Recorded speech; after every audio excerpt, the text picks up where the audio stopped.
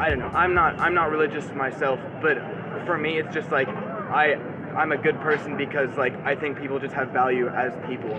Like not that it's like given to them divinely, but just like they're here, we're all in the same boat. It's just like morality, I guess. And I like you. Why? Because you're honest enough to be in touch with the real you. Not always. I think you're like me, and at times we part company with a real us, and we do some pretty crazy, stupid things. And we regret it later, and we experience guilt. But you know very well that you know what goodness is.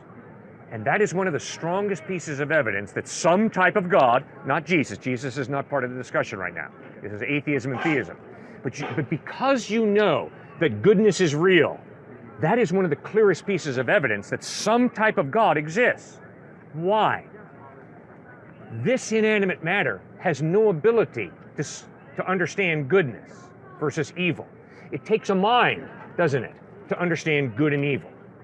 Well, if there is no eternal mind, in other words, if there is no mind prior to the human mind, then it's obviously you and me who create good versus evil.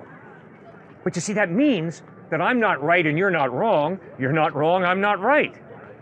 It's all relative, which means when I look into the face of a Nazi, I can't say, gassing Jews is absolutely wrong. All I can say is, from my cultural perspective, from my individualistic perspective, gassing Jews is wrong. But I understand you come from a different culture. You've got your own definition. It's all relative. And you see, I don't think you'll live your life that way. Because I think you have such a clear understanding of goodness that if someone hurts you, or if someone hurts someone you really love, you're going to look at them and say, you should not have done that. Yeah, and I think that because my definition of goodness is subject to change, like you're right, but it's more just like a daily battle to like try and do the right thing. And I think everybody does it. Like no one wants to be a bad person, and like but I think I'm trying to understand. I think like what you're saying is that like conscience, like guilt comes from a higher power, and it's not just like something that could like be evolved per se. Okay, so good. You're almost there, I would say. Conscience and guilt informs me what? It informs me that there is an objective value of goodness.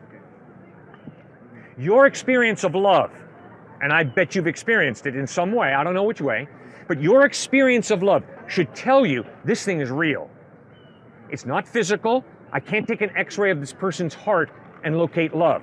I can't get a blood test from them and locate love. But it's very, very real. It's so real that I'm going to stand out here and say, I want to live a good life. Those values, the only way they can be real is if there is some mind prior to the human mind who creates and defines those values and gives you a conscience, as you pointed out, and with your conscience, you can understand what is good and what is evil.